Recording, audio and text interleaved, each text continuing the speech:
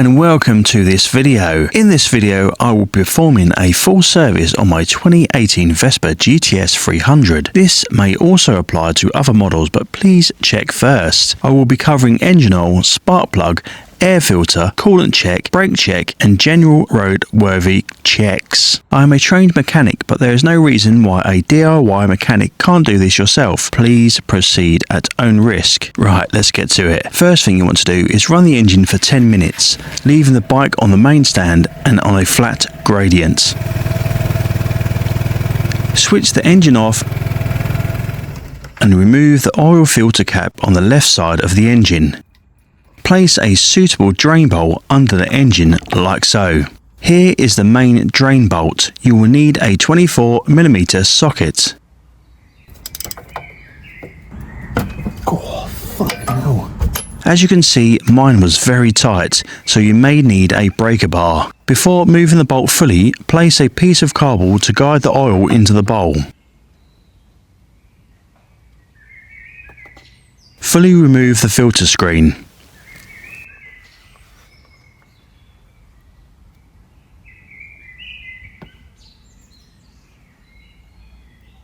I'm using brake clean here to remove any trapped particles. You can reuse the O-ring if it's intact, but I'd recommend replacing it.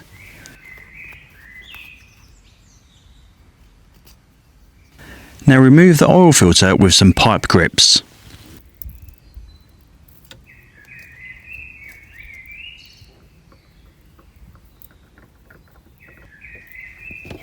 Again, use some brake cleaner and wipe the area clean. Take the bike off the main stand and tilt away from you to allow all the oil to drain out.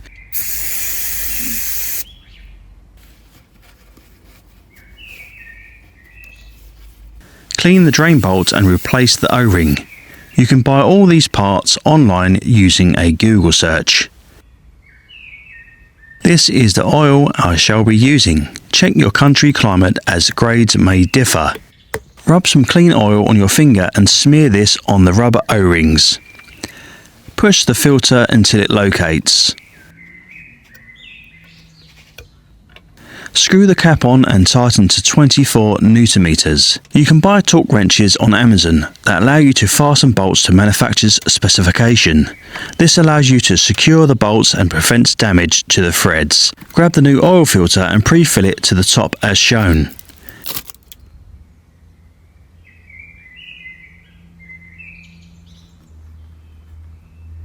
Install the filter by hand only. Use some sandpaper if you need to get a better grip.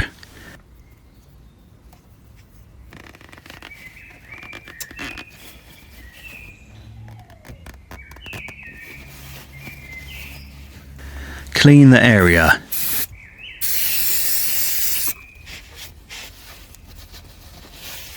Put the bike back on the main stand if you tried my tilt method earlier. Using a small funnel, fill the engine oil with 1 litre of fresh oil.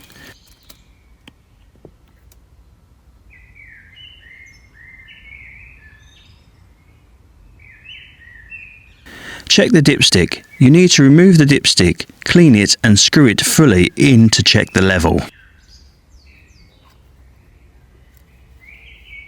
Remove the dipstick and make sure you can see some oil on it. Reinstall the dipstick and start the engine for 1 minute. While it's running, check for any leaks.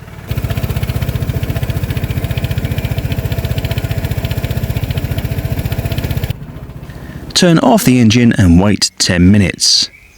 Make sure it's on the main stand and recheck the engine oil level as explained earlier before and re-add accordingly. The engine holds 1.3 litres.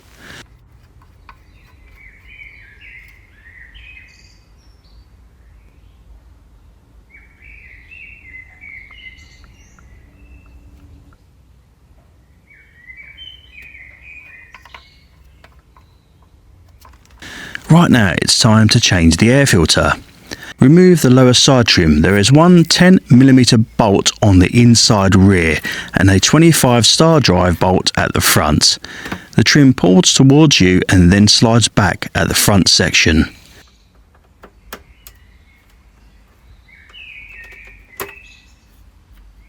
Here you can see the front locating pegs.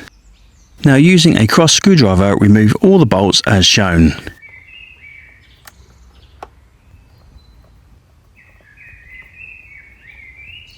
There are two hidden screws at the top. You can turn these with your hand. You can reach up into the side panel.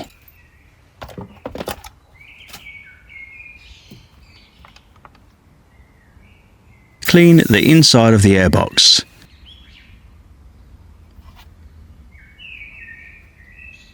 Install the new filter and reverse this procedure.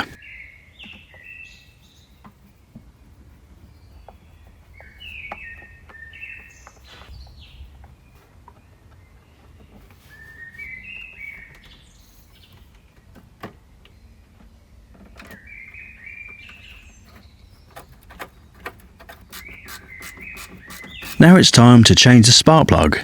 Lift the seat and remove the bucket.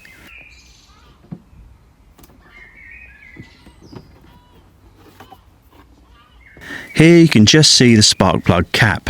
Give it a wiggle and pull it off. Do not use tools on this cap as you can damage it. Using a 16mm deep socket, unscrew the old spark plug.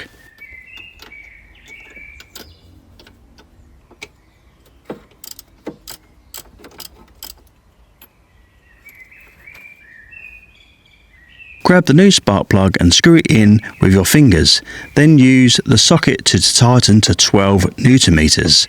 Do not over tighten this.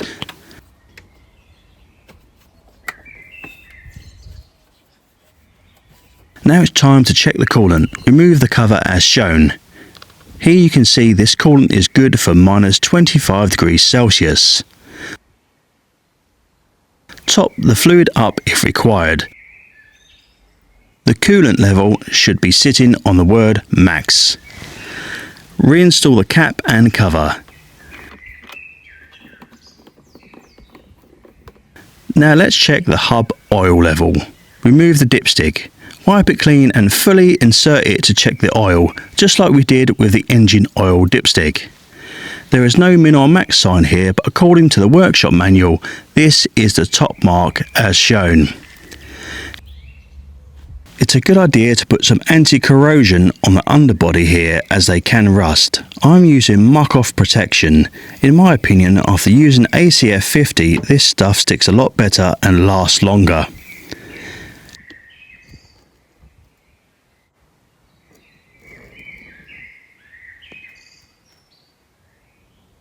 Next job, grab some PTFE lubricant and spray the brake lever in the pivot areas as shown.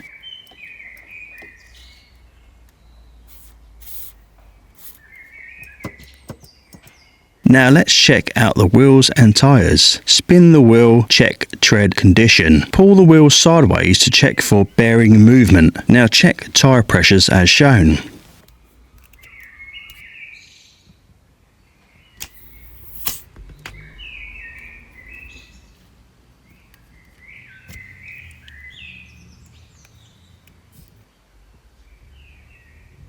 At the front, spin the wheel and check for roughness. Rock the wheel and turn lock to lock, checking for any worn bearings. Check the suspension shocks for any oil residue. There should be none. Do the same for both rear shocks. Also check the lower bushing for movement. Check the rear pad thickness. You may need to use a small mirror to check the rear. There needs to be at least 2 mm of brake compound showing on both sides. Do the same for the front.